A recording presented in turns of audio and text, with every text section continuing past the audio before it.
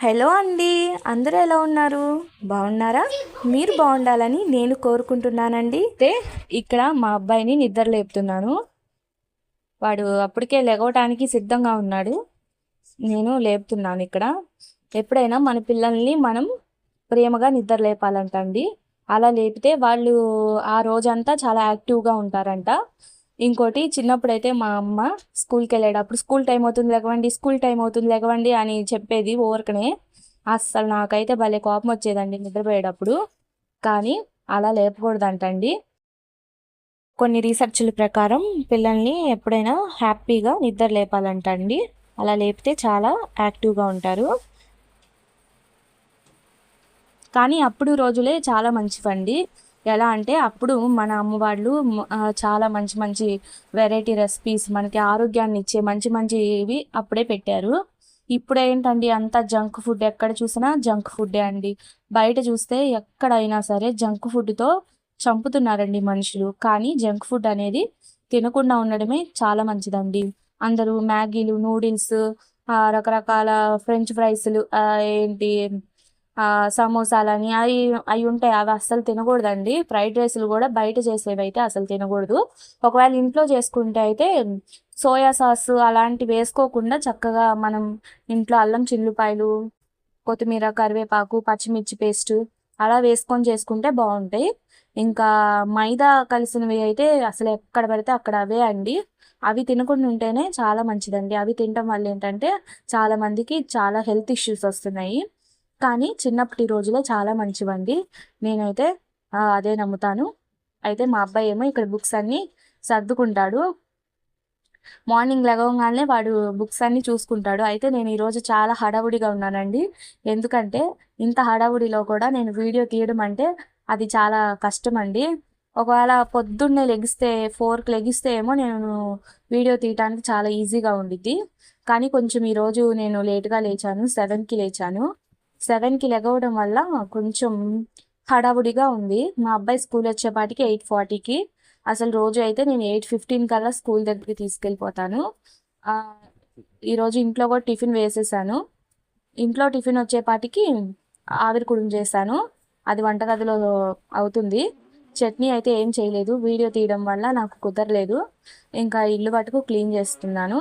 ఎందుకంటే అండి, బయట నుంచి వచ్చాక మనకి ఇల్లు అనేది చాలా ప్రశాంతంగా అందమైన కోవెల్లాగా ఉండాలండి. మనం ఎంత స్ట్రెస్ నుంచి వస్తామండి బయట నుంచి ఇంటికి రాగానే మన ఇల్లు ప్రశాంతంగా ఉండాలండి. అది నేను నమ్ముతాను. ఇల్లు ప్రశాంతంగా ఉంటే మనం చాలా రిలాక్సింగ్గా అనిపించింది. అందుకని ఎప్పుడైనా నేను ఫస్ట్ ఇల్లు క్లీన్ చేసుకోవడానికే చేస్తాను. అదైతే నాకు అలవాటు మా అమ్మే నేర్పించింది. చిన్నప్పుడు కూడా మా ఇల్లు మేము నిద్ర లేవగానే మా అమ్మ ఎంతో క్లీన్గా పెట్టేది. అలా పెట్టినప్పుడు మాకు నిద్ర లేవగానే ఎంతో ప్రశాంతంగా ఉండేది.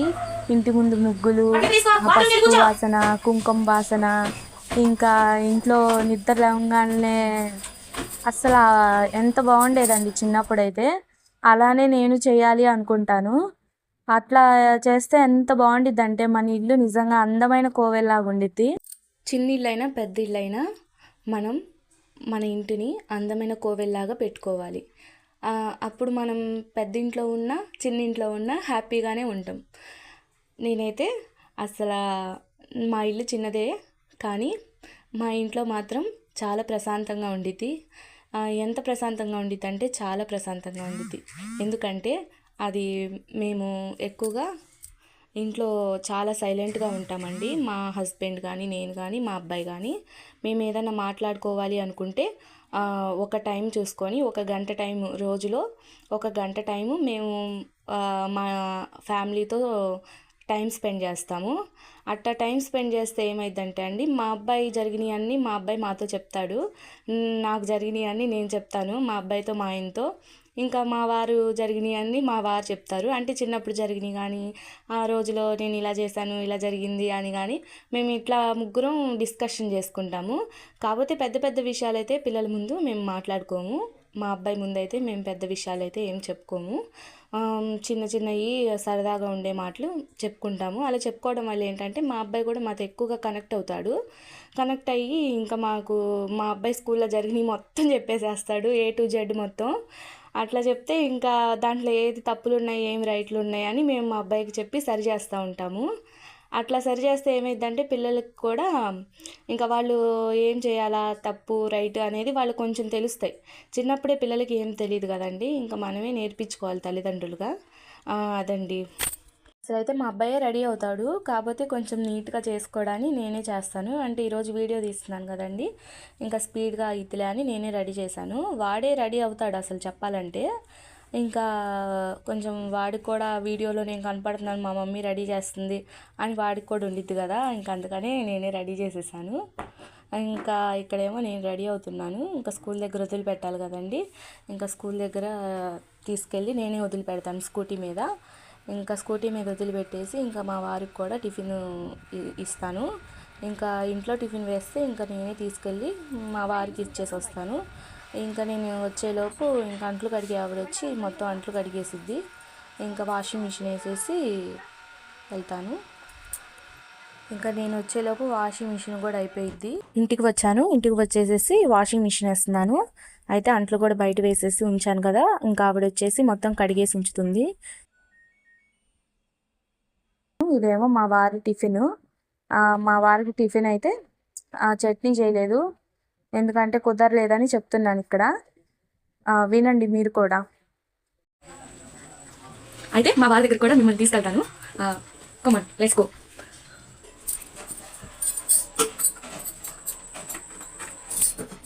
ఇది మా వారిది బాగుందా బుట్ట. వెళ్తాను ఇంకా స్కూటీ మీదే వెళ్ళిపోతున్నాను. అయితే వీడియో తీయడం కుదరదు కదండి స్కూటీ మీద. ఇది మటన్ స్టాలు. అయితే మా వారు ఎప్పుడు చూసినా బిజీగా ఉంటారు, బాగా ఫుల్ రష్గా ఉండిద్ది మిగతా రోజుల్లో కూడా. సండే అయితే ఇంకా చెప్పలేనంత రష్గా ఉండిద్ది. ఇంకా మా వారికి కస్టమర్స్ అంటే చాలా ఇష్టం అండి. ఇంకా నేను టిఫిన్ పెట్టేసి మా వారికి నేను తినేసి ఇంకా ఇంటికి వస్తున్నాను. అయితే ఇంటికి వస్తా ఇదేమో సౌత్ ఇండియా షాపింగ్ మాల్ అండి, ఇది కొత్తగా ఇక్కడ ఓపెన్ చేశారు. ఇంకా నేను స్కూటీ మీద వస్తున్నాను. ఇక్కడ నెక్స్ట్ కూరగాయలు తీసుకోవాలి, కూరగాయలు తీసుకోవాలి. అయితే ఇక్కడ కూరగాయలు తీసుకుంటానండి. ఇక్కడ చాలా ఫ్రెష్గా ఉంటాయి, నేను ఎక్కడ తీసుకోను, ఇక్కడికే వచ్చి తీసుకుంటాను ఎప్పుడు. అయితే ఇక్కడ కూరగాయలు చాలా ఫ్రెష్గా ఉంటాయండి.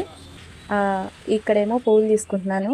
అయితే నేను ఎప్పుడు ఇక్కడే తీసుకుంటాను. యూట్యూబ్ ఛానల్ అనగానే ఆంటీ అప్రిషియేట్ చేస్తున్నారు. అదండి 300 grams కందిపప్పులో ఈ 3 కట్టలు మెంతికూర వేసేస్తున్నాను. అయితే మెంతికూర అనేది హెల్త్కి చాలా మంచిదండి. ఈరోజు మెంతికూర పప్పు చేస్తున్నాను. ఇదేమో మా అబ్బాయి స్నాక్స్. ఇది కుక్కర్లో పెట్టేశాను, అయిపోయింది. ఇంకా ఏం లేదండి, మనం ఉప్పు కారం కొంచెం నూనె, టమాటాలు, పచ్చిమిరపకాయలు, మెంతికూర, కొంచెం చింతపండు వేసుకొని ఉడకపెట్టుకోవడమే. శుభ్రంగా ఎనిపేసాను. తర్వాత తాలింపు వేస్తున్నాను ఇక్కడ. అయితే మెంతికూర పప్పు అనేది చాలా రుచిగా ఉంటుందండి. అసలు ఎంత ఆరోగ్యానికి మంచిదంటే చాలా మంచిదండి. మీరు కూడా ట్రై చేయండి. అయితే మనం తాలింపు వేసుకునేటప్పుడు కొంచెం ఆనియన్స్ కొంచెం డ్రైగా రోస్ట్ చేసుకుంటే చాలా టేస్ట్గా ఉంటుంది. ఇంకా కరివేపాకు కూడా వేసుకుంటాం కదండి, కొంచెం ఎక్కువ వేసుకుంటే బాగుంటుంది. ఇంకా తర్వాత నేను అయితే ఇంగు కూడా వేస్తాను. ఇంగు వేస్తే చాలా బాగుంటుంది. తర్వాత చిన్నుపాయ కూడా వేస్తాను. చిన్నుపాయ అనేది 4 రెబ్బలు తీసుకొని అది దంచేసేసుకొని నీట్గా చిన్నుపాయను కూడా తాలింపులో వేసేస్తాను. మామూలుగా అయితే పప్పులో కూడా ఉడకబెట్టేస్తారు చాలామంది, అలా కాకుండా నేను తాలింపులో వేస్తాను. తాలింపును కూడా కొంచెం లైట్గా రోస్ట్ చేస్తాను. రోస్ట్ చేసేసి ఇంకా పప్పు మీద వేసేస్తాను. ఇట్లా రోస్ట్ చేస్తే కొంచెం టేస్ట్ చాలా బాగుంటుంది, కొంచెం కాదు చాలా టేస్ట్గా ఉంటుంది. ఆయిల్ కూడా ఎక్కువ వేసుకోను నేను. ఇది ఇంకోసారి ఇంకో 10 నిమిషాలు కొంచెం తాలింపు వేసిన పప్పుని ఇంకో 10 నిమిషాలు కానీ ఒక 8 minutes కానీ స్టవ్ మీద చిన్న మంటలో పెడతాను. అయితే అండి, నా లాంగ్ వీడియో కానీ మీకు నచ్చినట్లయితే లైక్ చేయండి, కామెంట్ చేయండి. సబ్స్క్రైబ్ చేసుకొని వాళ్ళు ఎవరైనా ఉంటే సబ్స్క్రైబ్ చేసుకోండి. అయితే ఇక్కడ అంతా పూర్తయిపోయింది. ఇక్కడ మా అబ్బాయి క్యారేజీ ప్రిపేర్ చేస్తున్నాను. థ్యాంక్ యూ అండి, థ్యాంక్ యూ ఫర్ వాచింగ్.